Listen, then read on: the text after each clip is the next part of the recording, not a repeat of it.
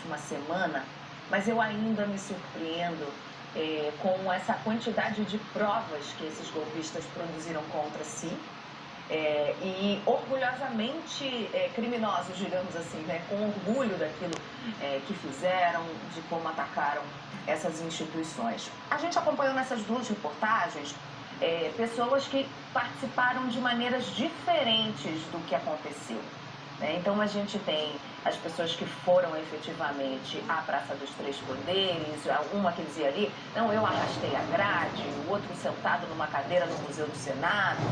Mas a gente também tem as pessoas que contrataram um ônibus, que foram mencionadas como as que pagaram o hotel.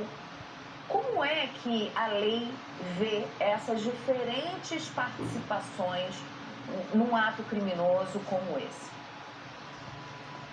A lei determina, Lilian, com base no direito penal brasileiro, como aliás é em qualquer local democrático do mundo civilizado. A responsabilidade penal é individual.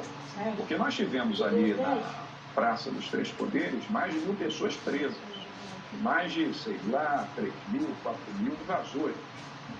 Então é claro que a responsabilidade penal ela vai ser dosada de acordo com a culpabilidade de cada um e, portanto, de acordo com a participação, ou a coautoria, de acordo com a conduta de cada um daqueles indivíduos. Por mais difícil que isso seja de ser feito. E também, William, sobre as pessoas que não estavam na Praça dos Três Poderes, porque havia mandantes, havia orquestradores, os mentores intelectuais de toda aquela baderna, de toda aquela desordem, de todo aquele atentado à democracia brasileira. Primeiro, não é possível que ônibus tenham vindo de locais diversos do território brasileiro. Você viu agora aqui, na reportagem, o traçado da viagem de um dos ônibus que saiu de Minas Gerais, passando em várias cidades para colher novos manifestantes e encher o ônibus até Brasília. Ora, isso foi um trabalho muito bem feito. Isso não foi coincidência. Houve uma mentoria intelectual, uma preparação intelectual para tudo isso.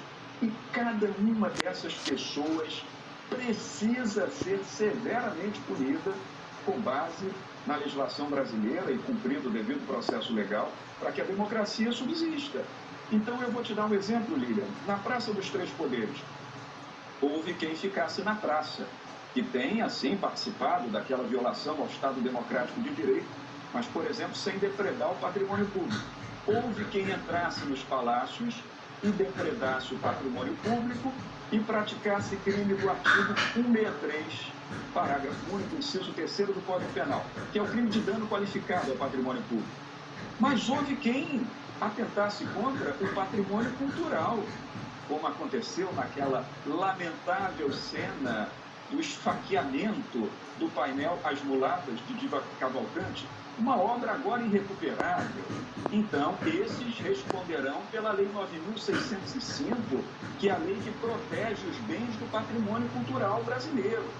Então, Miriam, nós teremos que avaliar todo tipo de participação.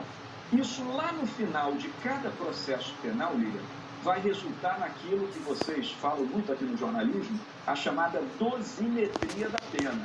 Né? Quando o juiz vai avaliar a pena base, vai avaliar causas especiais de aumento de pena, de diminuição de pena, circunstâncias agravantes e atenuantes, e vai verificar quais crimes cada um desses agentes terá cometido. Além do crime de tentativa de golpe de Estado, ou, caso entenda, de abolição violenta ao Estado de Direito, crime também, Lilian, de associação criminosa do artigo 288 do Código Penal, que essas pessoas estavam irmanadas, associadas para a produção daquele fim criminoso, delituoso. Então, tudo isso vai ter que ser avaliado.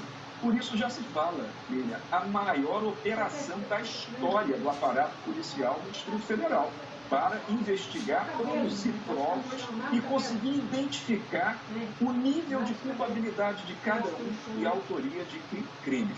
De certo, Lilian, os mandantes, os que orquestraram intelectualmente tudo isso, são aqueles que precisam receber a carga de resposta penal, a pena maior, porque a democracia pressupõe que essas pessoas sejam severamente punidas, até porque, como eu já disse aqui, a Lei 14.197 alterou o Código Penal brasileiro exatamente para estabelecer os chamados crimes contra o Estado democrático de direito. É preciso reconhecer, sobretudo, a soberania do povo.